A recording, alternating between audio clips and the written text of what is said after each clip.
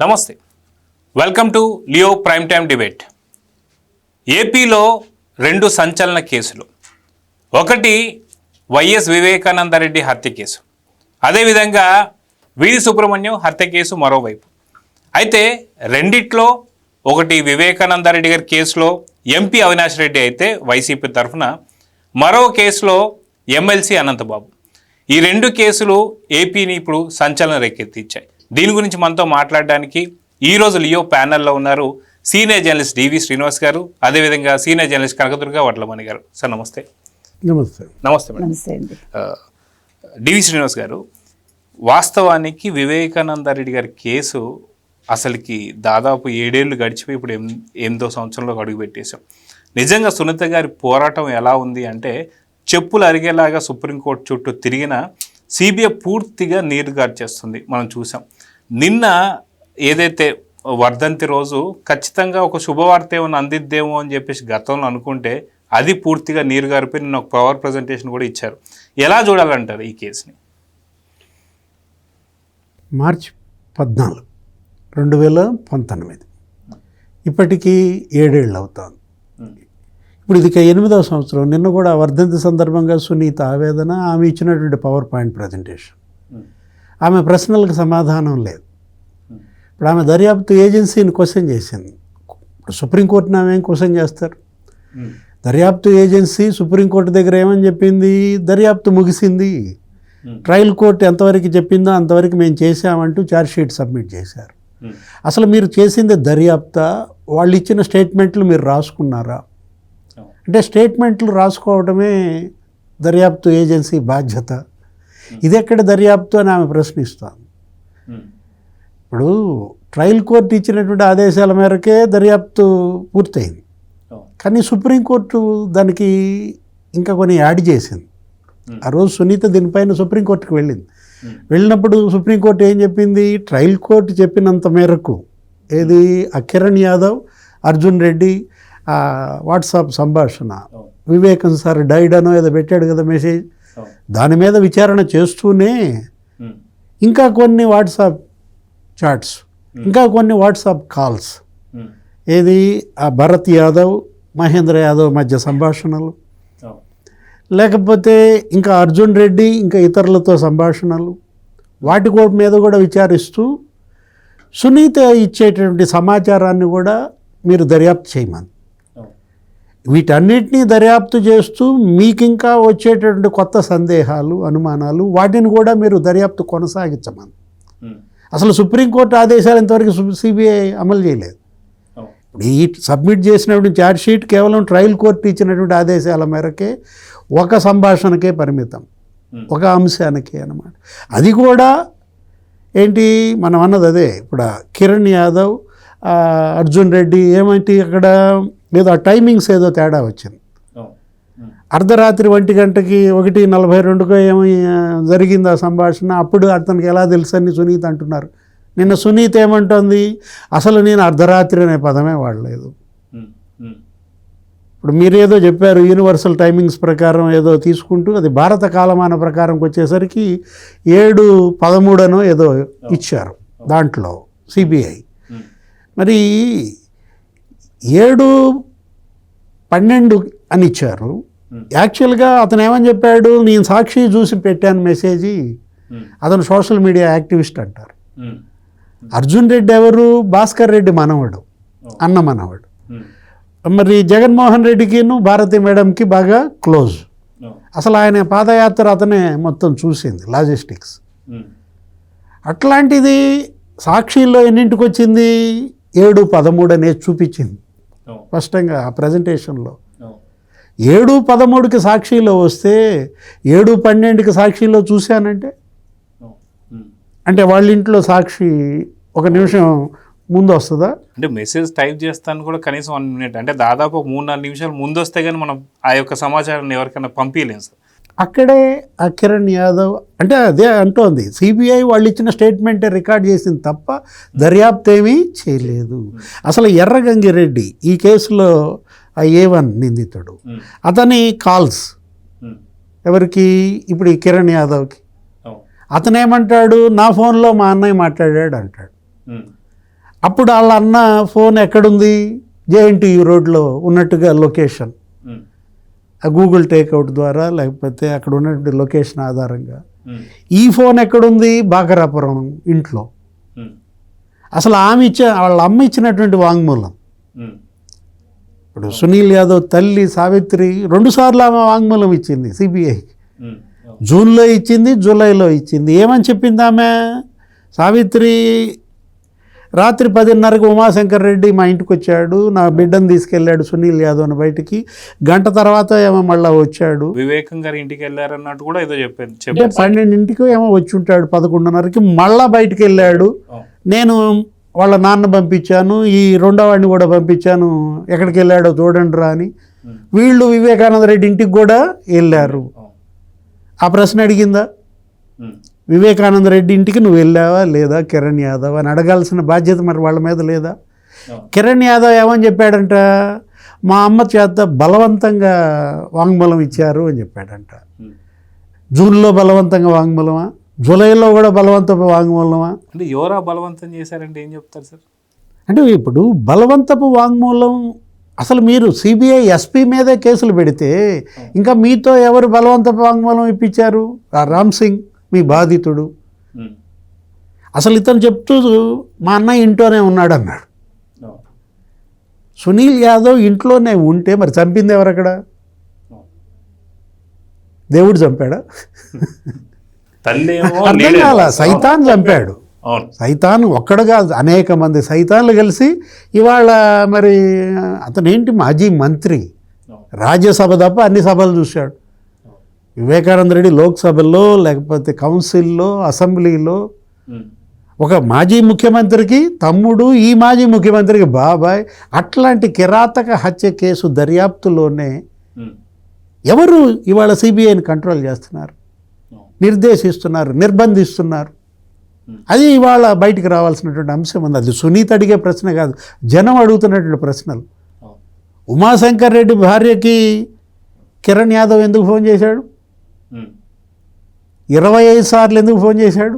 ఇప్పుడు ఆమె అడుగుతున్న ప్రశ్నలు వరుస పెట్టేది చూపిస్తోంది. ఆ నంబర్ చూపిస్తోంది, ఆ నంబర్ చూపిస్తోంది. ఆ స్వాతి, ఆ మేడం స్వాతి. కారణం ఏంటి? ఇప్పుడు ఆ భరత్ యాదవ్ ఎవరు? ఆ మహేంద్ర యాదవ్, భరత్ యాదవ్ వాళ్ళ యొక్క ఆ చాట్ సంభాషణ గురించి కూడా, ఫోన్ కాల్స్ గురించి కూడా ఎంక్వైరీ చేయమని సుప్రీంకోర్టు చెబితే దాని మీద ఎందుకని మరి సిబిఐ చేయలేదు? దర్యాప్తు క్లోజ్ అయిందని ఎలా చెప్తుంది? భరత్ యాదవ్ అతనికి గన్ లైసెన్స్ ఎందుకు ఇప్పించారు? ఒక రిపోర్టరో లేకపోతే ఒక రియల్ ఎస్టేట్ బ్రోకరో అవినాష్ రెడ్డి, భాస్కర్ రెడ్డి సిఫారసులతో అతనికి గన్ లైసెన్స్ వచ్చిందని, ఆ రోజు హెలిప్యాడ్ దగ్గర అతన్ని బెదిరించారని దస్తగిరే చెప్పాడు. ఈ భరత్ యాదవ్ ఏది? భరత్ యాదవ్, మహేంద్ర యాదవ్ మీద ఏం విచారణ చేసింది? సుప్రీంకోర్టు చెప్పింది కదా విచారించమని. అవి కూడా అసలు సునీత గారు అడుగుతున్న దాంట్లో మొట్టమొదటిది జగన్మోహన్ రెడ్డి, భారతిరెడ్డి గారిని విచారించాలని. అసలు అది కూడా పరిగణలోకి తీసుకోలేదు కదా సార్. అది ఇప్పుడు ఏది ఇవాళ భారతీ మేడం జగన్మోహన్ రెడ్డిని ఎందుకు విచారించలేదన్నది $1 మిలియన్ క్వశ్చన్.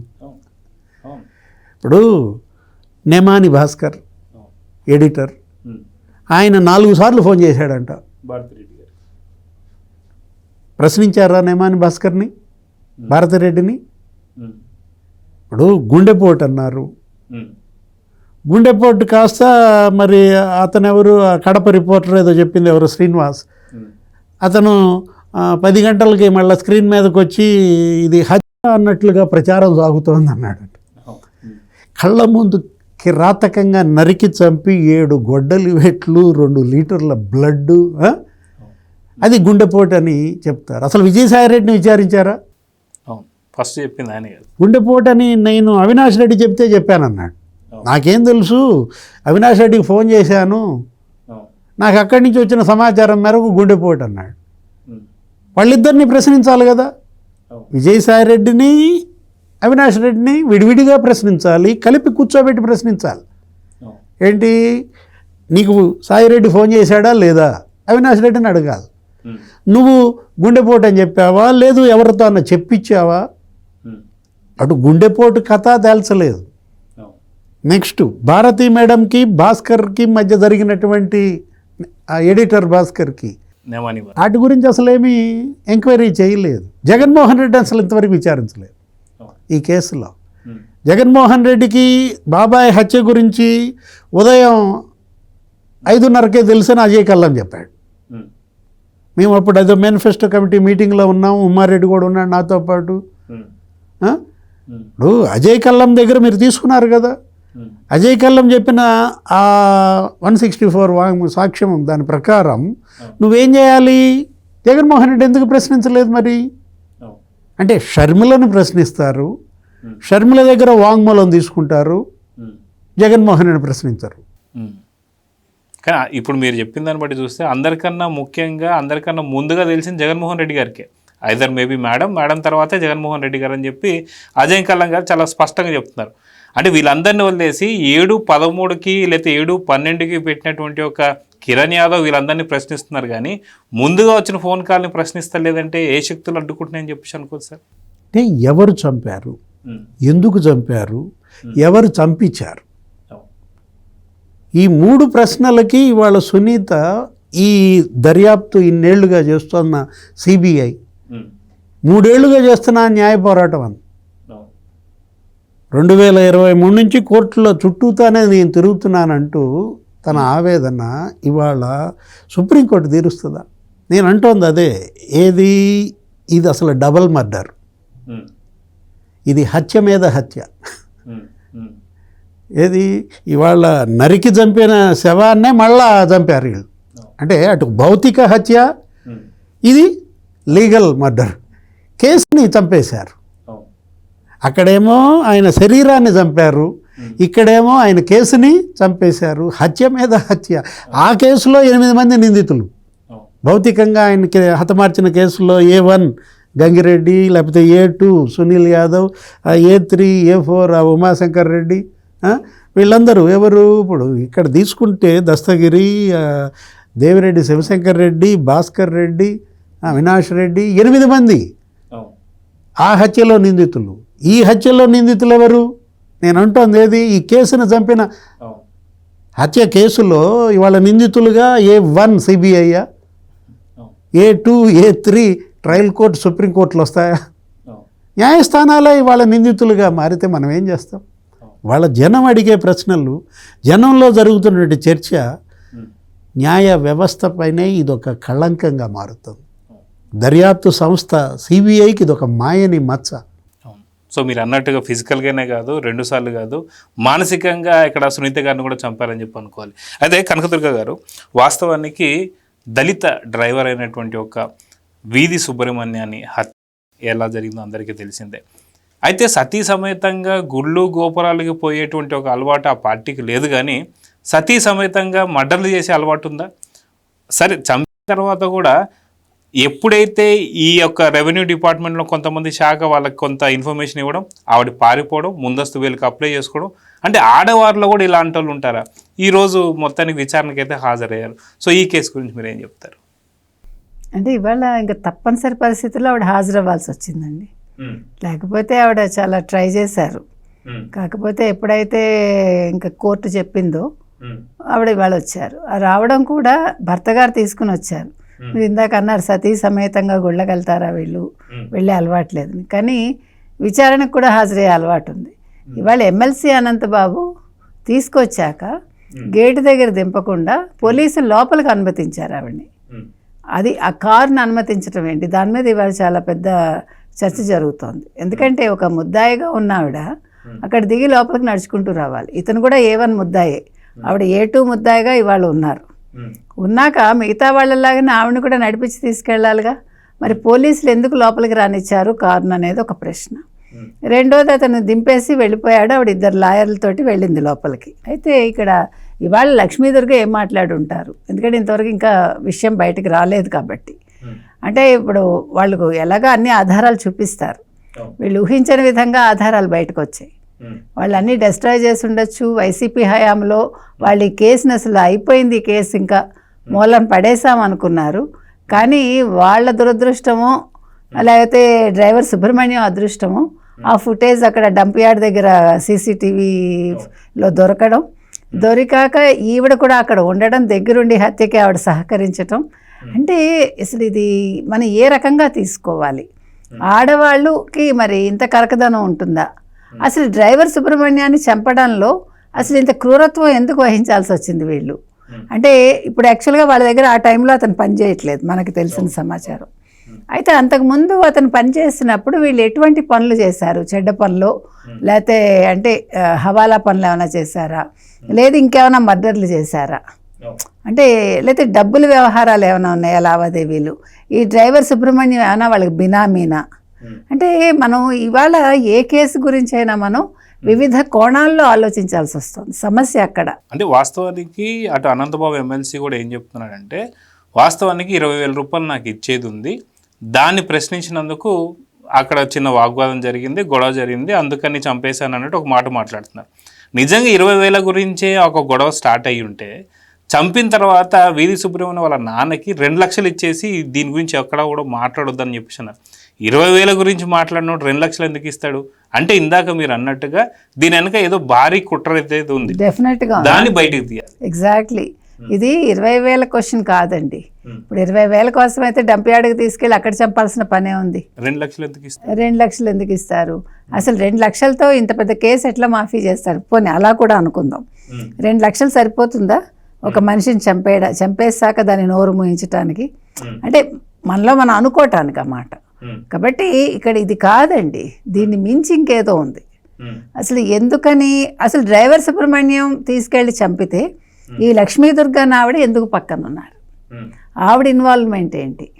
మీరు అది కూడా ఆలోచించాలి. అంటే ఇది వ్యక్తిగతంగా కూడా వీళ్ళకి ఏమైనా లింకులు ఉన్నాయి అంటే వేరేగా కాదు చచ్చా, నేను అనేది మొత్తం ముగ్గురికి నేను మాట్లాడుతున్నాను. కాబట్టి ఈ విషయం మాత్రం తేలాలండి, ఇది చిన్న విషయం కాదు. ఇవాళ మరి పోలీసులు ఏ రకంగా దీన్ని బయటకు తీసుకొస్తారో మనకు అర్థం కావట్లేదు. కానీ డ్రైవర్ సుబ్రహ్మణ్యం హత్య అనేది ఓన్లీ 20,000 కోసము కాదు, లేకపోతే ఇంకేదో కాదు, ఇంకేదో ఉంది వీటన్నిటినీ మించి, ఇందులో అంతకు మించి అన్నట్టుగా. మరి జగన్మోహన్ రెడ్డికి ఏమైనా సంబంధించిందా?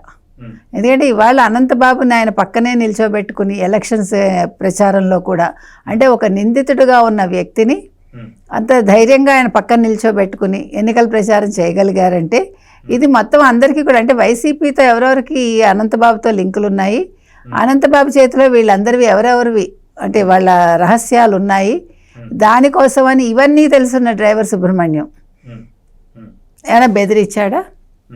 అసలు డ్రైవర్ సుబ్రహ్మణ్యం ఎందుకు మానేశాడు వీళ్ళ దగ్గర? ఇప్పుడు ఇన్ని సంవత్సరాలు ఉండి సడన్గా ఎందుకు మానేస్తారు? అది కూడా పెద్ద క్వశ్చన్. అంటే ఏదో ఉందండి లోపాయకారిగా. ఎమ్మెల్యేలు, ఎంపీలు, లేకపోతే పెద్ద పెద్ద బిజినెస్ మ్యాన్స్ దగ్గర ఎప్పుడు కూడా డ్రైవర్లు కానీ, వాళ్ళ ఇంటి దగ్గర ఉన్న పని మనుషులు కానీ, పిఏలు కానీ, ప్రభుత్వాలు మారినా ఏది మారినా వాళ్ళు మారారండి. వాళ్ళు అలాగా తరాల తరబడి ఉంటూనే ఉంటారు.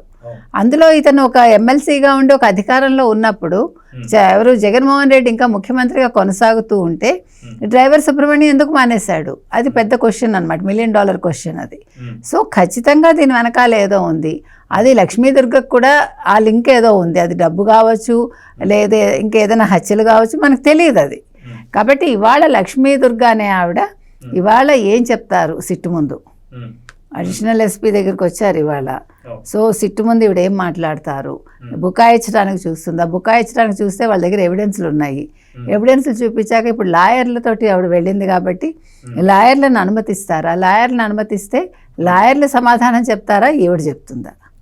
ఇవన్నీ కూడా $1 మిలియన్ క్వశ్చన్స్ లాగా ఉన్నాయి మనకి. ఎందుకంటే ఇందాక మనం వివేకానంద రెడ్డి హత్య తీసుకుంటే నాకు ఇందాక అసలు ఒకటి అనిపించిందండి, అసలు వీటిని ఏ ప్రైవేట్ డిటెక్టివ్ ఏజెన్సీకో ఇచ్చుకోవచ్చుగా, సునీతారెడ్డి గారు పర్సనల్గా ఇచ్చుకుని అక్కడి నుంచి అసలు మొత్తం తెచ్చుకుని అది కోర్టుకు సమర్పిస్తే అప్పుడు సిబిఐ భాగోతం బయటకు వచ్చేదేమో అలా అనిపిస్తుంది. ఎందుకంటే ఇవాళ ప్రజల్లో కోపం వస్తుందండి ప్రజలకి, ఒక సిబిఐ ఎందుకు ఇంత నిరాసక్తంగా ఈ కేసులో ఉంది అనేది.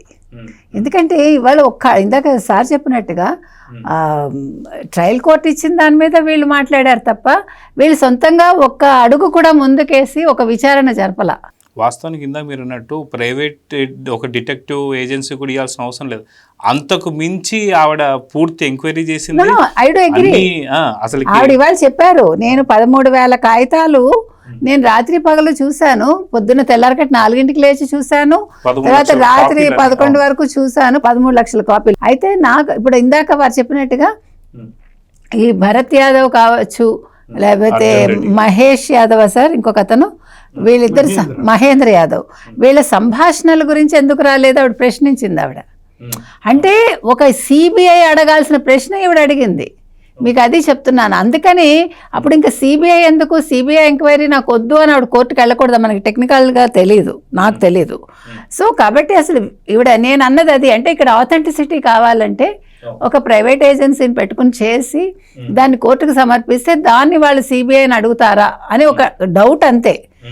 వి మే హ్యావ్ కదా యాజ్ ఏ ఏమంటారు, మనం ఒక స్పెక్టేటర్ లాగా మనకు కూడా ఉంటుంది కదండి, ఒక ప్రజలుగా మనకు కూడా అడిగే హక్కు ఉంటుంది. కాబట్టి మనం మాట్లాడటం కేసు ఇంత ఈ 8వ ఏళ్ళలోకి అడుగు పెట్టాక కూడా ఇంకా ఆవిడ క్వశ్చన్ నెంబర్ 1 దగ్గరే నిల్చుని ఉన్నారు. ఆవిడ అక్కడే ఉంది. ఆవిడ అక్కడి నుంచి అడుగు ముందుకేయటానికి సిబిఐ అనుమతి ఇవ్వట్లా.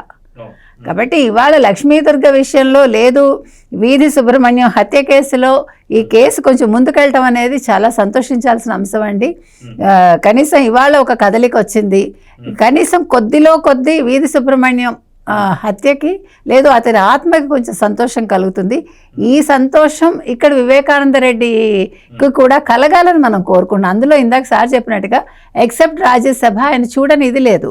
ఇంకొకటి అసలు మనం ఆలోచిస్తే ఎంత సిల్లీగా అనిపిస్తుందంటే, ఒక కుటుంబంలో ఒక వ్యక్తే ఉండాలి అనే ఒక దురుద్దేశంతో ఎంపీగా ఆయన కొనసాగకూడదు అనే ఒక్క అంశం కోసం అసలు బాబాయ్ని చంపించారా అనేది ఆలోచిస్తే కనుకైతే ఆశ్చర్యంగా, బాధగా, అది ఏదో చెప్తారు చూడండి, రకరకాల భావాలు సమ్మిళితం అవుతున్నాయి మనందరికీ కూడా.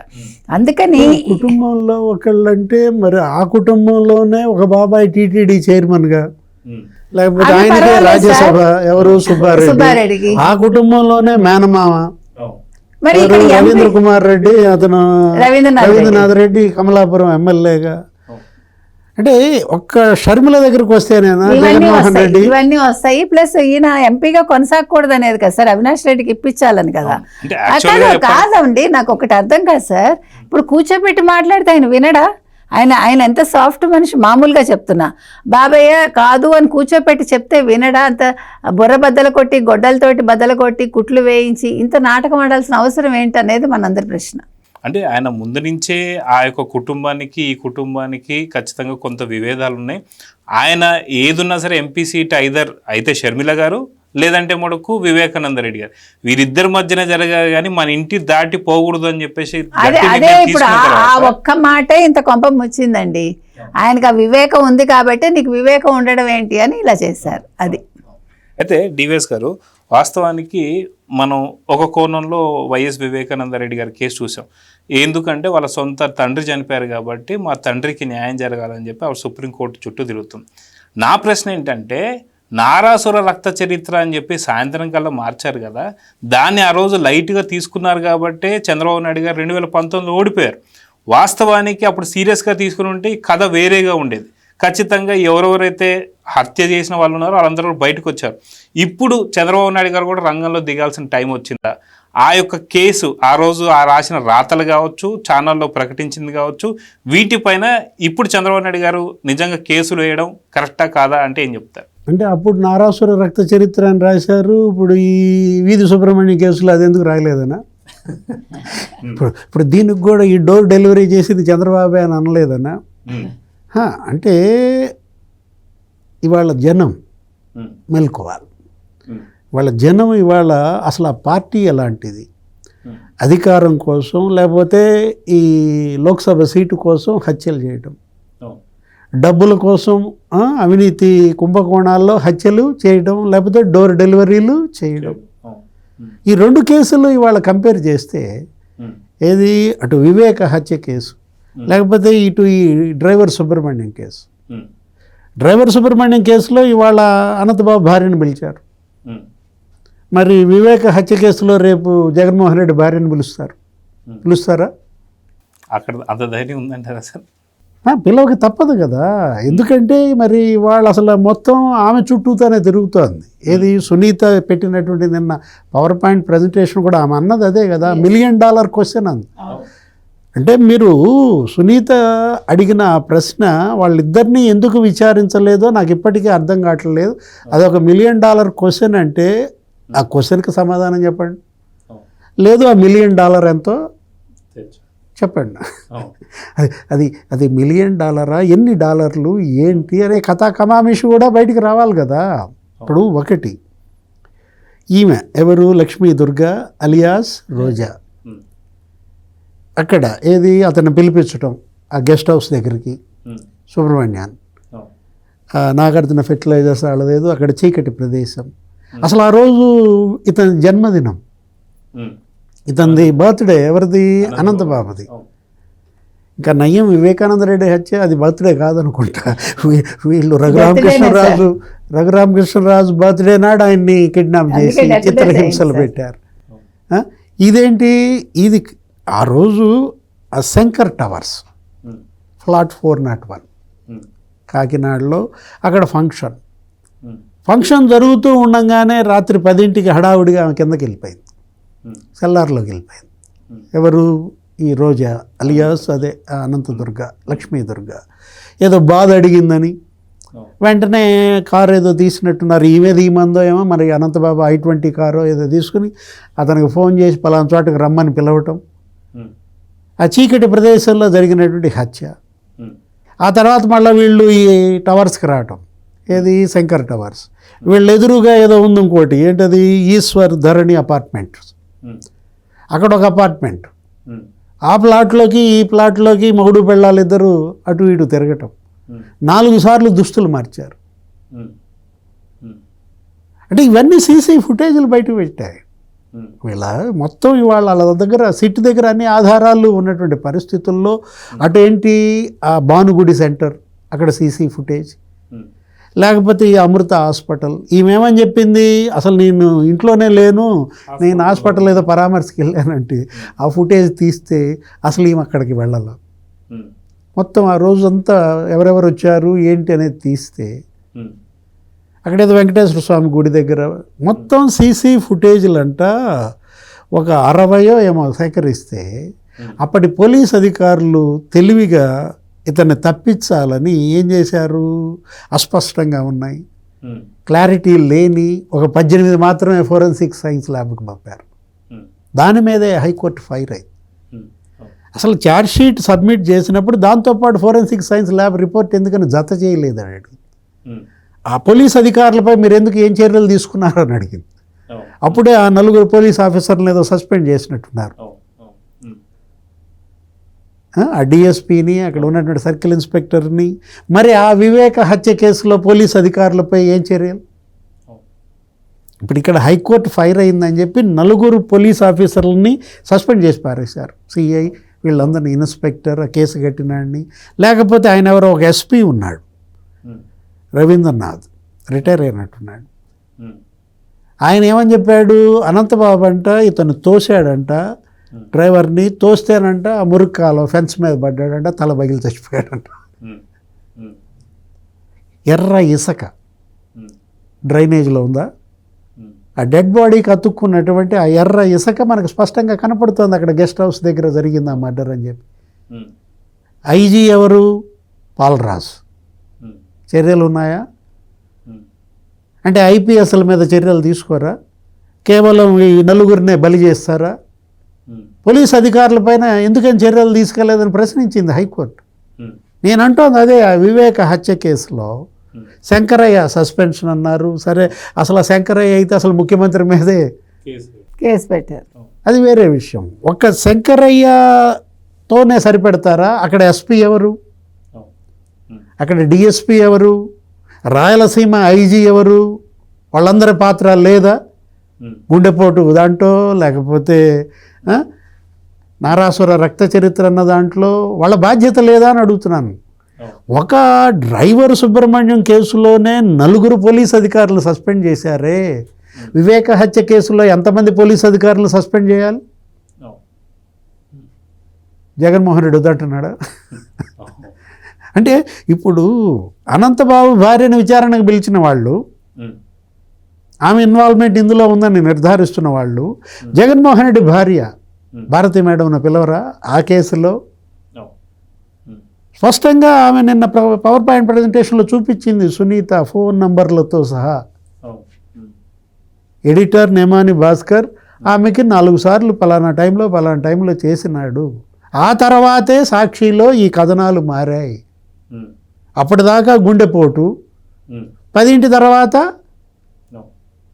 శ్రీనివాస్ స్క్రీన్ మీదకి వచ్చేసి ఏమని హత్య అన్నట్లుగా ప్రచారం జరుగుతుందంట. 7 గొడ్డలి వేట్లు, తల పగిలి మెదడు బయటకు వచ్చి 2 లీటర్ల బ్లడ్ అక్కడ ఉంటే, సాక్షిలో వచ్చినటువంటి ఈ కథనాలు ఆమె మేడంని ప్రశ్నించాల్సిన అవసరం లేదా? జగన్మోహన్ రెడ్డి ప్రశ్నించాల్సిన అవసరం లేదా? ఇవాళ సునీత ప్రశ్నలకు సమాధానం చెప్పాల్సింది సిబిఐ. సుప్రీంకోర్టు ఇచ్చిన ఆదేశాల మేరకు దర్యాప్తును ఇంకా కొనసాగించాలి, రీఓపెన్ చేయాలి, రీఇన్వెస్టిగేట్ చేయాలి. సో కనకదుర్గ గారు, అంటే ఎలా చూడాలంటారు? వాస్తవానికి పార్టీకి సంబంధించి ఎవరిని టచ్ చేసినా ఇలాంటి హత్య కేసులో, లేదా న్యూడ్ వీడియో కాల్స్, లేదంటే మహిళల్ని ఇబ్బంది పెట్టిన వాళ్ళు, ఇలాంటివన్నీ, అంటే ఆ పార్టీ అధినేత జగన్మోహన్ రెడ్డి గారే తల్లిపై కేసులు పెట్టినటువంటి పరిస్థితి మనం చూసాం. కానీ సో ఇలాంటి పార్టీకి సంబంధించి వీళ్ళు సమాజానికి ఏ మెసేజ్ ఇద్దాం అనుకుంటున్నారంటే ఏం చెప్తారు? ఎవరు మెసేజ్ ఇవ్వడం సార్? వైసీపీ వాళ్ళ. అంటే తను అనేది ఏంటంటే, ఇప్పుడు ఎటు కిరాతక హత్యలు చాలా జరిగాయి, ఈ బతుకున్న వాళ్ళకన్నా భద్రత ఎలా? ఇప్పుడు ఏది తల్లిపై కేసు వేసాడు, అసలు అప్పుడు ఆ తల్లి ప్రాణాలకు భద్రత, లేకపోతే ఈ చెల్లెళ్ళ ప్రాణాలకి భద్రత, అటు సునీత ఇటు షర్మిల. సార్ ఇప్పుడు కూటమి ఉంది కాబట్టి ఇంకా వాళ్ళు మాట్లాడగలుగుతున్నారేమో చెప్పాలంటే. నిన్న సునీత పవర్ పాయింట్ ప్రజెంటేషన్ ఇచ్చారు అంటేనే, ఇవ్వగలిగారు అంటేనే కొద్దో గొప్ప ఆవిడకి ధైర్యం వచ్చి ఉండాలి. ఎందుకంటే ఇదే వైసీపీ వచ్చి ఉంటే ఆవిడ ఎలాగే ఉండేదో లేదో మనకు తెలియదు. సిన్సియర్గా మాట్లాడుతున్నా, అంటే మనం ఓపెన్గా చెప్పాలంటే అసలు సునీత రాజశేఖర్ వాళ్ళిద్దరూ ఉండేవాళ్ళ లేదా అనేది దేవుడు చెప్పాలి మనకి. కాబట్టి ఇవాళ వాళ్ళకి భద్రత అనేది ఈ కూటమి ప్రభుత్వం కల్పించాలి తప్పకుండా. ఎందుకంటే ఇప్పుడు అన్నగారు ఎలాగా పట్టించుకోడు ఇద్దరు చెల్లెళ్ళ గురించి, కొడుకుగా కూడా ఆయన పట్టించుకోడు తల్లి గురించి. కాబట్టి మనం ఎన్నిసార్లు చెప్పినా విజయమ్మ గారు కావచ్చు, షర్మిల కావచ్చు, సునీత కావచ్చు, సునీత భర్త కావచ్చు, వీళ్ళ నలుగురి ప్రాణాలకి కొద్దో గొప్ప భరోసా ఇవ్వాల్సింది కూటమి ప్రభుత్వం. ఎందుకంటే ఎన్నో అనుమానాస్పద మరణాలు మామూలుగా కాదండి. 6 చనిపోయారు సార్. అసలు డాక్టర్ అభిషేక్ రెడ్డి చచ్చిపోవడం, చిన్నపిల్లాడు 38 years ఎంతో అబ్బాయికి, 36. ఏ రోగంతో చనిపోయాడో తెలియదు అసలు. దాని గురించి వాళ్ళకి అసలు ఫికర్ కూడా లేదు. అసలు మీరు ఎవరిని తీసుకున్న ఎర్రగంగిరెడ్డి కావచ్చు, అందరూ కూడా అసలు ఇప్పుడు ఒక తండ్రి చచ్చిపోతే ఒక కూతురు ఎట్లా రియాక్ట్ అవుతారు మామూలుగా కదా? మరి ఏంటిది అంటే అన్నీ తెలిసి నిమ్మక నీరెత్తనట్టు ఉండగలగడం అంటే అసలు ఇంతకు మించి వీళ్ళు నేర్చుకున్నది ఏంటి అంటే, ఎస్పెషల్లీ జగన్మోహన్ రెడ్డి కావచ్చు, లేదు ఆవిడెవరు భారతీరెడ్డి కావచ్చు, లేకపోతే అవినాష్ రెడ్డి కావచ్చు, అంటే వీళ్ళు కుట్రలు చేసేసి, మీరు ఇందాక అన్నట్టుగా హత్యలు చేసేసి, అసలు మన సినిమాల్లో కూడా ఇలాంటి క్యారెక్టర్స్ చూసి ఉండవేమో, ఏమీ జరగనట్టు అలా అమాయకంగా ఫేసులు పెట్టి, అసలు ఇది చాలా ఆశ్చర్యం అండి. అంటే గతంలో కూడా సునీత రెడ్డి గారు వెళ్ళి జగన్మోహన్ రెడ్డి గారిని అడిగినప్పుడు ఇది సంగతి, దీని మీద సిబిఐ విచారణ కావాలంటే లేదు సిబిఐ విచారణ మనం పెడితే ఖచ్చితంగా అవినాష్ రెడ్డి అరెస్ట్ అవుతాడు, అవినాష్ రెడ్డికి ఏదైనా అయితే బీజేపీకి ఎక్కడికో వెళ్తాడు, మళ్ళీ మనకి ఇబ్బంది అవుతుంది, వద్దు అని చెప్పేసి అన్నారంటే అక్కడ ఖచ్చితంగా జగన్మోహన్ రెడ్డి గారికి ఎవరు చేశారో తెలుసు, చేయించింది కూడా ఆయన. మీరు ఏదో ప్రశ్నించాలి కదా. ఇప్పుడు మీరు అడిగింది దానికి ఏది, ఆ రోజు సిబిఐ ఎంక్వైరీ ఎందుకు అడిగారు? మీరు ముఖ్యమంత్రి అయిన తర్వాత సిబిఐ ఎంక్వైరీ ఎందుకు ఛాన్స్ వద్దన్నారు? ఈ ప్రశ్నలు అడగాల్సింది ఎవరిని? జగన్మోహన్ రెడ్డిని అడగడానికి అవకాశం లేదు కదా సార్. వాస్తవానికి ఎవరింట్లో అయినా సరే నిజంగా వాళ్ళ తప్పు లేదనుకోండి, జగన్మోహన్ రెడ్డి గారి పొజిషన్లోనే వేరే వాళ్ళు ఎవరైనా ఉంటే నిజంగా సొంత బాబాయి, అదిగాక తండ్రి ఎట్లానో లేడు కాబట్టి తండ్రి స్థాయిలో ఉన్న వ్యక్తిని కోల్పోయిన తర్వాత, అదిగాక ఆ రాష్ట్రంలో అత్యంత ముఖ్యమైన వ్యక్తి ఎవరనంటే ముఖ్యమంత్రి. అలాంటి ముఖ్యమంత్రి స్థానంలో ఉన్నవారు నిజంగా జగన్మోహన్ రెడ్డికి సంబంధించి ఆయన ప్రమేయం లేకపోయి ఉంటే ఖచ్చితంగా నిగ్గు తేలేలాగా తేల్చి చెప్పేవాడు. ఏమండి దాని మీద పోరాటం చేసేవాడు. మడమ తిప్పను మాట తప్పను అంటాడు కదా, అప్పుడు మడమ తిప్పకుండా పోరాటం చేసి ఉండేవాడు. జస్ట్ రఘురామకృష్ణ గారు తన కేసుల గురించి మాట్లాడినందుకే కస్టడీ టార్చర్ పెట్టినాడు. నిజంగా తన ప్రమేయం లేకపోయి ఉంటే ఖచ్చితంగా వివేకానంద రెడ్డి గారి కేసులో ఎవరు చేశారో రోజుల్లో తేల్చి ఉండేవాడండి. ఇక్కడ ఎవరెవరు ఇన్వాల్వ్ అయ్యారో ఆయనకు తెలుసు, అవినాష్ రెడ్డి పాత్ర ఏంటో కూడా ఆయనకు తెలుసు. కాబట్టి ఇవాళ అభిషేక్ రెడ్డి ఇది హత్య అని చెప్పింది అభిషేక్ రెడ్డి, ఫస్ట్ చూడగానే చెప్పింది అభిషేక్ రెడ్డి. కాబట్టి ఇవాళ అభిషేక్ రెడ్డి కూడా లేడు, అతనే కుట్లు వేసింది కదా, ఎన్ని కుట్లో వేశాడు ఏకంగా. ఇవాళ అసలు మనకి తలుచుకుంటే ఏంటి, ఒక్కొక్కళ్ళు డ్రైవర్ ఏం విన్నాడో తెలియదు హైదరాబాద్ నుంచి అక్కడికి వెళ్ళే వరకు. కాబట్టి అతను మాయమైపోయాడు. అంటే ఈ కేసుకు సంబంధించి ఎవరైతే నోర్లు విప్పుతారనుకున్నారో వాళ్ళందరినీ లేకుండా చేశారు. మొట్టమొదటిగా ఆ ఇంటి కుక్కతో స్టార్ట్ అయ్యి అసలు ఏమండి ఆ జంతువు నోరు విప్పుతుందా, అరుస్తుంది కానీ అది దానికి తెలుసున్న కళ్ళతోటి చూస్తుంది తప్ప చెప్పలేదు కదా. నిజంగా అలాంటి టెక్నాలజీ రావాలి సార్. ఇప్పుడు మీరు అన్నారు కాబట్టి నాకు అనిపిస్తోంది కుక్కల మనసులో ఏముందో తెలుసుకునే ఒక టెక్నాలజీని కనిపెట్టాలి. అంటే అవి చూస్తాయి కాబట్టి చాలా చోట్ల కుక్కలే చంపబడతాయి మనం కనుక చూస్తే కనుకైతే, ఎందుకంటే దే ఆర్ ద ఎవిడెన్స్ అనమాట. సో దీనికి నిజంగా ఎవరైనా కనిపెడితే బాగుంటుంది. ఏది ఏమైనానండి ఇవాళ అన్నీ అందరికీ తెలుసు. కాబట్టి ఈ కేసు మళ్ళా సిబిఐ కనుక కొంచెమైనా మనస్సాక్షి అనేది ఉంటే, ఇవాళ ఏదైతే నిన్న ప్రెస్ మీట్ పెట్టి ఆవిడ పవర్ పాయింట్ ప్రజెంటేషన్ ఇచ్చి ఆవిడ ఒక్కొక్క బుల్లెట్ లాగా వదిలింది ఒక్కొక్క క్వశ్చన్, అది యాక్చువల్గా సిబిఐ అడగాల్సిన క్వశ్చన్స్ అన్ని ఆవిడ అడిగారు. కాబట్టి మనం సిగ్గు అలాంటి పదాలు వాడలేం సిబిఐ కాబట్టి. కాబట్టి వాళ్ళు మనస్సాక్షి ఉంటే ఇది మళ్ళా ఈ కేసును తిరగదోడి స్టార్టింగ్ నుంచి ఎండ్ వరకు ఈ ప్రశ్నలన్నింటినీ వాళ్ళు విచారణ చేస్తే కరెక్ట్గా ఎవరైతే హత్య చేశారో వాళ్ళ గుమ్మం ముందు వెళ్ళి ఆగుతుంది ఈ విచారణ, అక్కడితో కేసు క్లోజ్ అవుతుంది. సో ఫైనల్గా డివైఎస్ గారు భారతిరెడ్డి గారిని నాకు తెలిసి 2 విధాలుగా ప్రశ్నించాల్సిన అవసరం ఉంది. ఏంటంటే సాక్షిలో ఎటువంటి వార్త ప్రచురించినా మేము దాదాపు 100 సార్లు ఆలోచించిన తర్వాతే మేము ప్రచురిస్తామని చెప్పేసి చాలాసార్లు ఆవిడ భారతిరెడ్డి గారు అన్నారు. సో ఆ కేసులో నారాసుర రక్త చరిత్ర అని చెప్పి ఎందుకు రాశారు ఒకటి, అదేవిధంగా గుండెపోటు నుంచి గొడ్డలు వేటు దాకా ఎలా రాశారు అన్నది ఒక పాయింట్ అయితే, మరొక పాయింట్ చూసుకుంటే ఆ రోజు మర్డర్ జరిగిన తర్వాత ఫస్ట్ ఫోన్ కాల్ మాట్లాడింది మేడం పిలిస్తేనే జగన్మోహన్ రెడ్డి గారు పైకి వెళ్ళి మళ్ళీ కిందికి వచ్చి బాబా ఈజ్ నో మోర్ అని చెప్పేసి అజయ్ కల్లం గారు చెప్పారు. సో ఈ 2 విషయాల్లో మేడంని ఖచ్చితంగా విచారించాలని చెప్పేసి అంటారు, మీరేమంటారు? అంటే సాక్షిలో ఒకటి ప్రచురించే ముందు 100 సార్లు కాదు మేడం ఆలోచించేది, $1 మిలియన్ సార్లు. ఇప్పుడు $1 మిలియన్ క్వశ్చన్ లాగానే ఇక్కడ సాక్షి ఎడిటర్ భాస్కర్ని ప్రశ్నించాలి, సాక్షి ఎండి ఎవరు భారతీ మేడంను ప్రశ్నించాలి, భారతీ మేడం భర్త ఎవరు జగన్మోహన్ రెడ్డిని ప్రశ్నించాలి, ఇంకా అనేక మందిని విచారించాల్సినటువంటి అవసరం ఉంది. ఈ కేసులో ఇప్పటి వరకు సగం మాత్రమే దర్యాప్తు పూర్తయింది, ఇంకా సగం దర్యాప్తు పూర్తి చేయకుండా ఇంకా మిగతా సగం దర్యాప్తు పూర్తి చేయకుండా సిబిఐ ఏం చేస్తోంది, క్లోజ్ చేస్తోంది. కేసు క్లోజ్ చేసే ఇది మీరు ఎవరు కన్ఫైన్ అవ్వమన్నారు? ఈ ప్రాంతం ఇంతవరకు మాత్రమే దర్యాప్తు చేయమని ఆదేశాలు ఇచ్చింది ఎవరు? కోర్టులు ఇచ్చాయా? ఆ రోజు కూడా సుప్రీంకోర్టుకు సిబిఐ అదే చెప్పొద్దు, మీరు చెబితే చేస్తామంటారు. కేసు క్లోజ్ అయిందా లేదా తేల్చి చెప్పండి అంటే మీరు చెబితే చేస్తామన్న. అంటే ఇవాళ సిబిఐ గోడ మీద పిల్లిలా, ఇంతకుముందు పంజరంలో చిలకనేవాళ్ళు. ఎలా ఇవాళ సిబిఐ ఇవాళ జనం ముందు ఒక దోషిగా నిలబడుతోంది అనేదానికి నీకు వివేక హత్య కేసే ఒక ఎగ్జాంపుల్.